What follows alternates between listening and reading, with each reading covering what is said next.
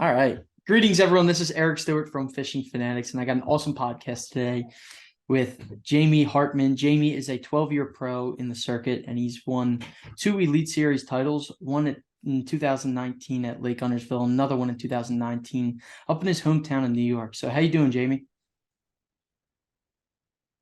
I'm doing excellent. How about you? I'm doing great, man. It is great to have you on this podcast. And I was doing some research about you, the 21-year pro. It's crazy to see how you got started into bass fishing, kind of where your career took off from, and learning that story a little bit. Your story is a little bit different than everyone else's. Tell me a little bit about it, and tell me how exactly your mom helped you get into fishing. Well, that's where it really, um, I guess, was introduced to me. Was by my mother. We grew up in a little town in upstate New York, and we grew up on what's called the West Canada Creek, and we had fishing right in the backyard, and that was trout fishing, catching suckers and whitefish, and just a little bit of everything, bluegill. Um, so it was right in the backyard, and mom would take me out there. I mean, my dad did too, but my mom came from more of a fishing background with her father and her sister. So she was the one that kind of pushed me towards the, not pushed me, but introduced me to it. And I loved it. I'd spend all my time out in the backyard and whatnot. And then we'd make annual trips to the St. Lawrence River with my aunt, and my mom. We go up there and spend a week at a time and rent a boat while we was up there. And that's where I remember I caught my first largemouth bass was at St. Lawrence River, from the dock. And I remember running up the road with it on the string, or on my line. And man, it was I'll never forget it. It was ate a top water too, of all things. So a strike I'll never forget. Um, man, and then it just kind of snowballed from there. I just fished, just like recreational fished, and never even thought of really getting into the competition end of it until it was the year 2000, as a matter of fact, when I got into the competition end of it, and then it just took off from there. So what made you take that jump from just, fishing with your buddies or just like having fun going out fishing to, you know what, I'm gonna really try my hand at this competitive fishing thing and kind of just go for it in 2000? Like what changed with your mindset there? Well, it's kind of cool because I was shot archery professionally. I traveled around, did a lot of outdoor archery shooting and indoor archery shooting. That it was going to be something in my life was going to involve the outdoors one way or another. So I did that for quite a few years, shot the archery, and I loved it, absolutely loved it. But there was no money in it. So I had boxes and boxes and boxes of trophies. What do you do with trophies? You can't sell them. You can't make, you don't make checks, stuff like that. So there was one weekend when it got into, like I said, the year 2000, where I had a shoot coming up on a Sunday, I believe, and I ended up skipping it.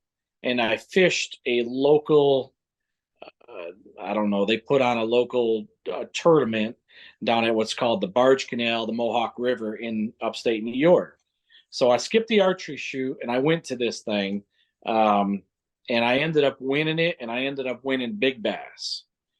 So at the end of the deal, they handed me two different checks, and there was cash. I mean, it was, you know, so the light bulb went off, and it was from that day forward where, man, I wanted to get into every event I possibly could. I wanted to join a club.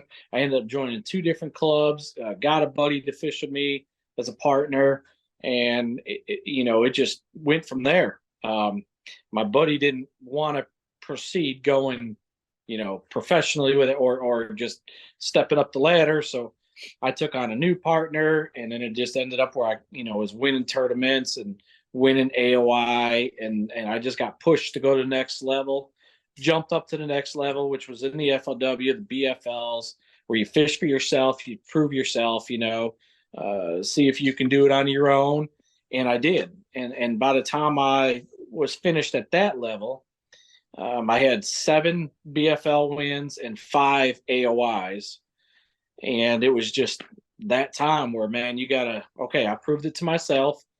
Now let's see if we can get even higher. So I took a year to try to qualify for the elites. The first season I came up just short. I came up in 12th. I was working at the time, and it just wasn't giving me the time I needed. So what I did was I actually resigned from that job. I quit that job and fished full time the next season and ended up qualifying for the elites. And then, after that it was, oh crap, man, I got to get some money together. and that's what I did. Just Absolutely. plugged away. Dude, that's awesome. So it really like was like a stepping stone for you where it started like you were fishing with your buddy, then you took the next step, let me see if I could do it on my own. And then year after year, you just kept climbing the ladders there, ended up quitting your job or leaving your job and then focusing full time on this. And I think that step where it's like, okay, you got a full-time job and you're probably comfortable in your full-time job to just translate it all the way into professional bass fishing. That's got to be a huge step for you. Yeah, it was. But the full time job I had at that time was for a 10-year period, and I absolutely hated it. So Mm. it wasn't hard to leave it. It was a truck driving job. I drove semi truck, and it was only because they allowed me the time off that I needed during the season to go ahead and do the tournaments and kind of chase what I was after. It was an agreement when I took that job. The one I resigned from before that was an upper management job at a big, really huge beverage company out by Utica, New York, where I'm from. And they just allowed me 2 weeks off, a year, and I couldn't take them during the summer. So that job was definitely not going to work. But you make choices in life, and you chase your dream, and you do what you got to do to make it happen. Absolutely. I love it. That's a great story right there. And let's focus on the town or the state of New York, because it's one of those states. I'm from PA, and I'm more than happy to take the 6 hour drive up to Lake Oneida, or I'm going up this summer to the St. Lawrence River and probably some of the best smallmouth fisheries up there. Let's start with Lake Oneida. What have you been seeing over the past like 5 years that you've been catching more fish up there? How's the fish population? Then also, like, what do you throw during different times of the year too? Oneida Lake's gone through a transition. Oneida Lake used to be absolutely phenomenal. Like, it was ranked, one of the high. It had one of the highest fish populations per acre of any lake, and it's not that big of a lake. It's 23 miles, 24 miles from end to end, and it's like a big, not a bowl, but a big oval. But it had a big fish kill.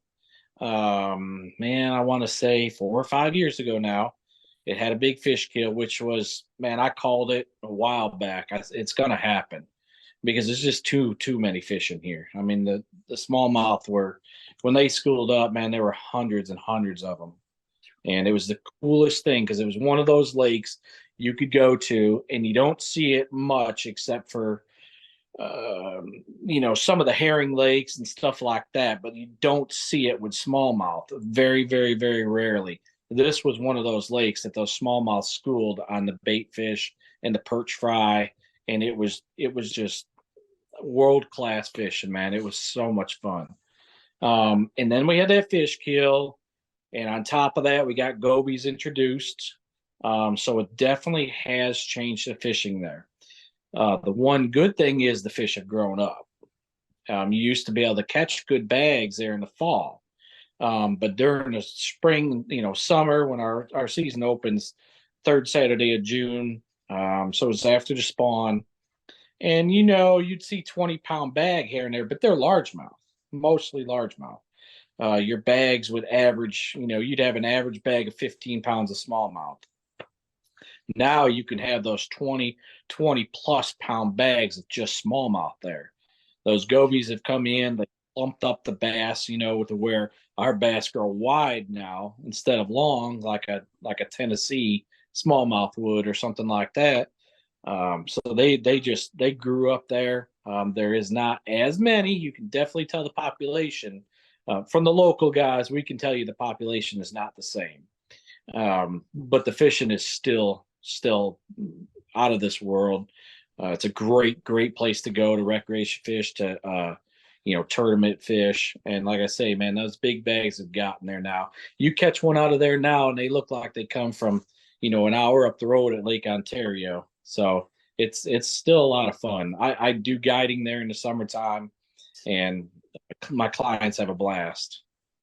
Nice. That's awesome. So the what happened with the fish kill? Was there just an overpopulation of fish? Where Uh, like got one of the I forget which one it was, the largemouth bass or the bass virus, and they uh, was washing up all over the place.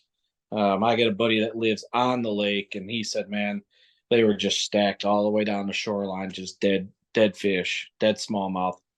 oh, So it was inevitable. There was just too many fish there. yeah, So life takes its cycle, and lakes go in cycles, and unfortunately that was one of them, because the schooling won't be there anymore, I don't believe.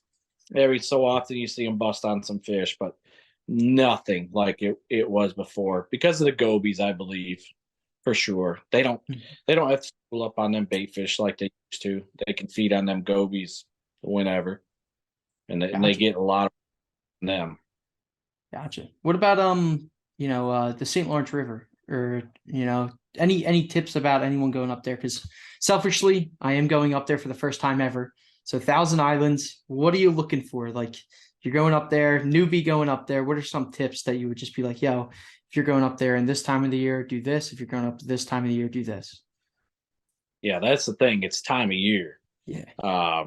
Early season, of course, they're all up shallow. They stay shallow for quite a while. They'll get into the season of staying shallow. Third Saturday of June, you can still find them on beds up there. If the water's cold.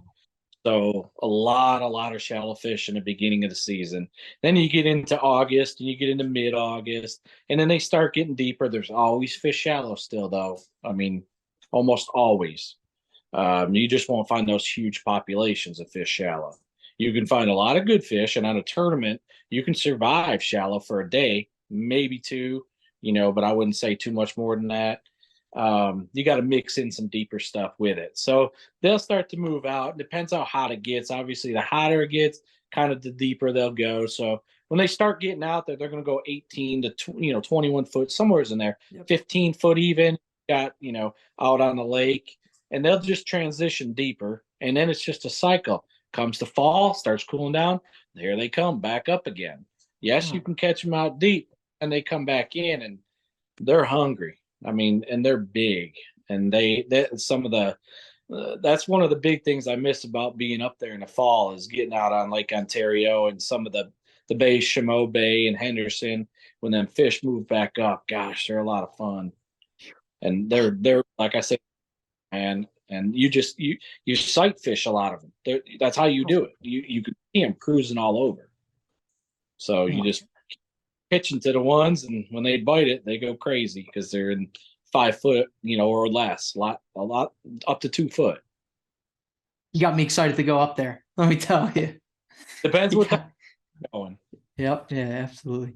The So let's wrap it up real quick. So I always like asking the pro guys, what's your biggest largemouth bass and biggest smallmouth bass? In a 989, that's my biggest largemouth. I caught that at Lake Fork in Texas. I Nice. have not broke a double digit. I don't. Apparently, I don't spend enough time down in the South and Texas and wherever else you may come across one.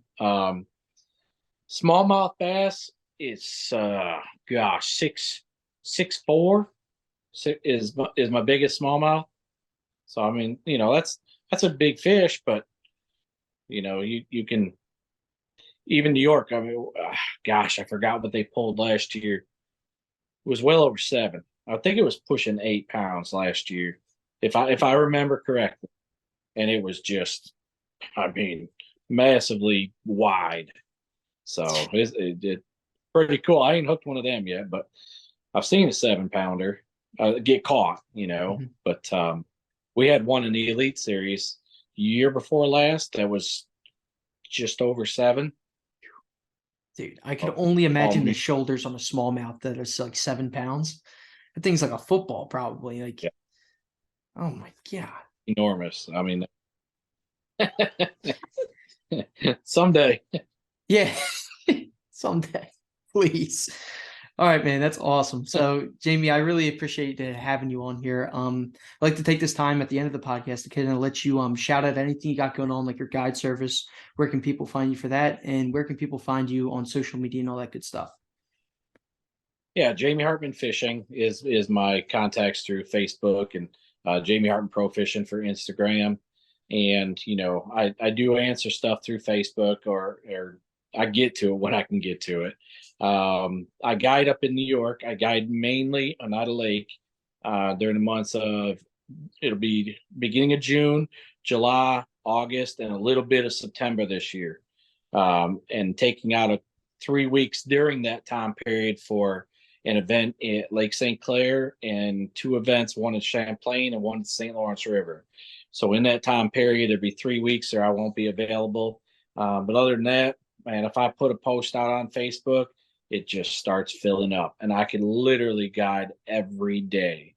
And I never, and I can say this, never have had a disappointed client. No matter what we do, I make it happen, and they catch them. The least amount of fish an older fella ever caught was 2, and he was still happy because he caught a 4-pound smallmouth. So, Dude, but can't go wrong with that. No. So once we get rolling, man, I'll take, y'all want to get a hold of me on Facebook or Messenger, that's the easiest way. And once we start booking up, I'll get loaded up and get busy. I love it, man. Anyone who's listening, the links for the description, the links for the guide service is in the description of this podcast. Check them out. Jamie, it was great having you on. Hopefully someday down the road, we can get you on another one and kind of wrap up the tournament and see how you did. Yeah. Excellent. I'm game. Cool, man. I appreciate it. Take care. You betcha. Take care. You just listened to the Fishing Fanatics podcast with your host, Eric Stewart. Feel free to check out our other podcasts and our other interviews on our channel on Spotify, YouTube, and much more. Check out our Instagram page, TikTok, and Facebook as well.